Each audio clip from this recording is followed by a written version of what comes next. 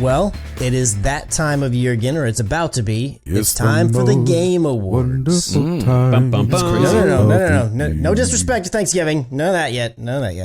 It's the turkeys we're baking. I said, "Sorry, what?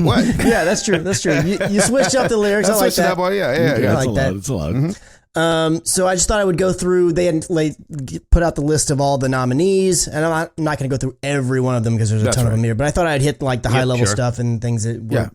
And let's pick ours. Be the most interested. Let's pick ours because this is going to be the question of the week as well, as far as just the game of the year. We're going to ask people what they think the game of the year should be.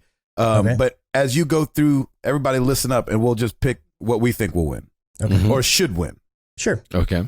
So we'll start with game of the year: Deathloop, It Takes Two, Metroid Dread, Psychonauts 2, Ratchet and Clank Rift Apart, and Resident Evil Village are the nominees. That's a tough one because number one, I only played 3 of those games. I only played 1. And, Tim said he played 0 of them. 0. Because Deathloop made such a splash, which I think I felt like a bigger splash than I thought it was going. Like, the marketing was really good. The marketing for Resident Evil Village, though, was really good, too. And for Ratchet and Clank was good. Psychonauts was good. Dread struggled for me, and It Takes Two, obviously a sleeper. But people really enjoyed it. I really enjoyed my time with it, personally. If it wasn't going to cause me a divorce, I would have finished it. Man, I'm gonna say that on a lot of these, I think Deathloop is gonna take game of the year. Tim, or do you not have a vote because you didn't play any of these? I'm gonna go Ratchet and Clank. I'll make a prediction and say Ratchet and Clank. Okay, Chris. I think it's going to be Deathloop. Ed? I want it to be Deathloop. I think it's going to be Metroid Dread. Really? Oh, and that's the only one I haven't played, but I think that's just does from Nintendo the buzz. usually pull them down? What's that? Does Nintendo usually pull down Game of the Year? I feel like a lot of times they did Zelda. I feel like a lot of times it's the game that I didn't play or have an interest in playing. Oh, that ends up winning. And I'm like, you know what? That's how they roll usually. It's gonna be that one. Yeah. That's funny. Keep it going, Chris. So best game direction, couple of repeats here. Deathloop, It Takes Two, Psychonauts 2, Ratchet and Clank Rift Apart, and a newcomer to the list so far, Returnal. So what does best game direction mean? Does anybody know what that means? I think that's when they direct how the game goes. Oh my gosh. Good Lord. I mean, I'm assuming it's shocking. It's kind of like, so it just to give an idea of what I'm trying to say. So in God of War, in theory, it was all supposed to be one shot, but you'd see the guy doing the camera on the set where they're capturing the live action, and you would see Corey over there kind of directing it, and like he would run them through the scene beforehand. That's how I always took game direction, but I don't know if you would think that would be director then, so maybe not. I don't know. That's what I thought it just meant was director. Yeah. I mean, it could be. I just would have thought they would have had like the game director's name instead of the game, but I don't know. Yeah, I think conceptually it would probably be Deathloop, just because there's so many different factors to it, and so I think it could squeak something out like that. I was gonna say on this one, and because he's kind of a friend to the show, and I'm going to go with It Takes Two on that one. Yeah. Chris? I'm going to say Returnal just because I'd like to see him win something. Ed? Ratchet and Clank. There you go. Oh, there you go. Spread out. I love that. Let's see here. Best I'm going to highlight the ones I said so we can check it once this all happens. Right. Best indie game, 12 Minutes, Death's Door. Hold on a second. Yes. How you think that makes it on the list? Because it was actually good, or because then why? It's not like a huge studio that deserves it. Sorry, that sounds so hateful. Maybe homeboy Louis Antonio, and maybe he's buddy with Keeley. I don't know. Could be. That is possible. I'll say this. What will you say? On Open Critic, it's rated at 75. The critics, only 55% of them recommend it. So maybe as far as the critics, top critic average is 75. Critics recommend is only 55%, but it says that it's strong on Open Critic rating. So I don't know, man. And there's a lot of games not strong that I would have thought were better than that. But, yeah. So let me just finish out the list real quick. 12 Minutes, Death's Door, Kena, or how would you say it? Kena? It's not Kena, right? What was the right way to say it, Ed? Kena? Kena, Bridge of Spirits, Inscription, and Loop Hero, which I'd never even heard of Loop Hero. So, let's see. Or did y'all want to pick one there for that one? I didn't play any of those. The only ones that I feel like I heard the most about was Death's Door. I mean, I heard the most about 12 Minutes, but it wasn't always positive. And so I got to go with Death's Door on that one. Ed? I'm hoping it's Kena. Oh, I'm going to go with Kena as well. Yeah, that's what I thought. Chris? Kena? I'm going to say that too. Tim? Sure. Kena. All right. Best narrative. Deathloop, It Takes Two, Life is Strange True Colors, Marvel's Guardians of the Galaxy, and Psychonauts 2. Jeez. I know Ed played a lot of these, so yeah. I Ed, trust why his don't you kick opinion us more off than on that anyone. one? You're going to have, again, I only played 2 of those. 3 of them. They were so good. Mm-hmm. And I'm trying Best to narrative, though. Right. And I'm trying to think. It might go to Guardians of the Galaxy. What, you think so? Maybe. Nice. Just because I loved the gameplay of Deathloop and stuff, but as far as narrative goes, Marvel's had just such, it was an ongoing story rather than just random dialogue at the beginning and end of each level like Deathloop had. What about Psychonauts? Psychonauts was good, man. Dang it. But I think of all of them, because Guardians wasn't as much of an open world. Yeah. So maybe that one? I don't know. Chris? I don't know. I didn't play any of these, so I'm gonna go with Ed, Yep. I'm gonna say Guardians, just because it's I'm going one with I Ed wouldn't on this one, too. expect. So Yeah. I'm going to go It Takes Two again. Yeah. okay, Nice. Only because I know it's a story and, obviously all the parts I've played and then I watch some, it's telling a good story that I feel like, doesn't end the way everybody wants it to, but I feel like still is, all right. Keep her moving. Best art direction: Deathloop, Kena, Bridge of Spirits, Psychonauts 2, Ratchet and Clank, and The Artful Escape. Dang it. Oh. I didn't play Artful Escape. Art direction. I got to go Ratchet and Clank. Yeah. I'm same going here. Ratchet on that one too. Chris?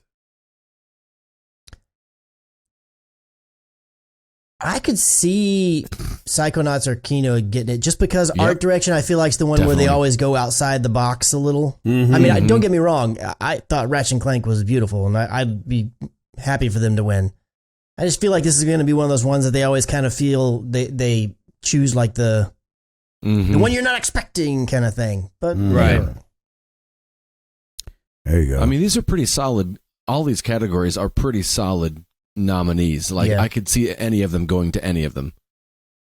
So I'm going to mention this one now. Best score and music, mainly because this is one of the few that has Cyberpunk 2077 is one of them. Deathloop, Near Replicant, Marvel's Guardians of the Galaxy again, and The Artful Escape. Man, I'm going to go with Deathloop, but I really don't I don't feel strongly about that one at all. It's just the only one I really know the music from. I'm sure there was a score in Guardians of the Galaxy, but I feel like, is it fair to really be on it? Because a lot of the music's like just artist music from the 80s. Like, is that fair? Yeah, like, I hear that it had a great soundtrack, but I mean, I don't know. Yeah, I mean, and they definitely had a lot of orchestral music in there as well. Yeah, during it wasn't probably just fighting and story stuff. Yeah. Well, I think, too, that's a big reason why this is called Best Score and Music. Yeah, that's true. Because if it was just scoring, then, you would have a really solid point there. But I think when you add and music, then all of a sudden that opens it up to them having just a best soundtrack. You know what I mean? I'm going to go The Artful Escape on this one just because it was a game about music. Was it? Yeah. Well, there you have that. What say you, Chris? You're saying Guardians? No, I really don't know. I didn't play any of them, so I just know I've heard so much about the soundtrack of Guardians. So Gotcha. I really don't Tim? know. Yeah. I'll go with what Ed said. If it's about music, it can't be all that bad. Jeez. Sounds good. Keep moving, Christopher. Man, I'm gonna jack this all up. Best performance.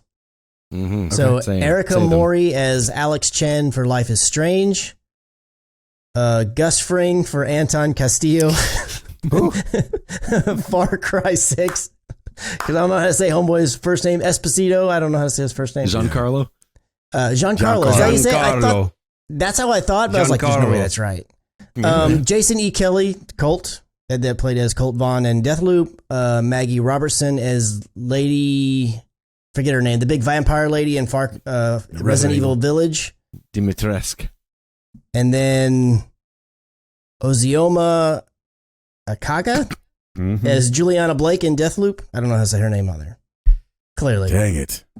Man. I watched a lot of the Resident Evil stuff, and that Maggie lady killed it. Obviously. I mean, you got both of the main actors from Deathloop in there. I mean, So. But this is telling, by the way, not to heap more ashes. What's it telling? Yes. That 12 minutes is not on here. I'm just saying that's telling. That's all I'm saying. The whole thing is just voice acted pretty much. That's true. Just saying. That's a really good point. That really is. Just saying that was my beef about it being on the other list. How is it on that list, but it's not on this list? Correct. That's all I'm saying. All I'm saying. All I'm saying. I'll go Giancarlo Esposito on this one. Yeah, I mean, that he's going to be hard to beat just as a Hollywood actor. Yeah, you can't beat it. I'm going Jason E. Kelly as Colt Vaughn. I just really loved his portrayal of Colt Vaughn. I'm going with him, and the only reason I'm going with him over Juliana is that we spend more time with him, and he did more acting just because you're playing as him. Yes. Chris? I'll say the same as you guys, just because y'all spoke so highly of it. So it wouldn't surprise me if you win. I don't think. I was gonna say I don't think Gus is gonna win, Gus Fring, because I don't know. I just didn't give it to somebody that's. I mean, because you almost expect that, like he's the biggest name on there, you know, kind of thing. Right. I know, but he also freaking brings it, and we have to remember too. He does a good job. As Homeboy from Gamertag Radio points out, like this is not actually his upbringing. You know what I'm saying? Like he doesn't come from Latin culture, and so the fact that he's able to put that on so well and so convincingly, you know, I think what they say he's like half. I think he's half black, half Italian. Is that what it is? Giancarlo? I think so. Something like that. But he's not Hispanic. He's not Latin from any Latin heritage, I don't think. So anyway. So I think he kills it. African American and Italian. Yeah. So I mean, the fact that he's able to put on these characters is really impressive. That's awesome. Yeah, that's awesome. All right. Best action: Back for Blood, Chivalry 2, Deathloop, Far Cry 6, and Returnal. Best action. But this is going to be followed up by Best Action Adventure. So kind of some. Yeah. Shoot. I think it's going to go to.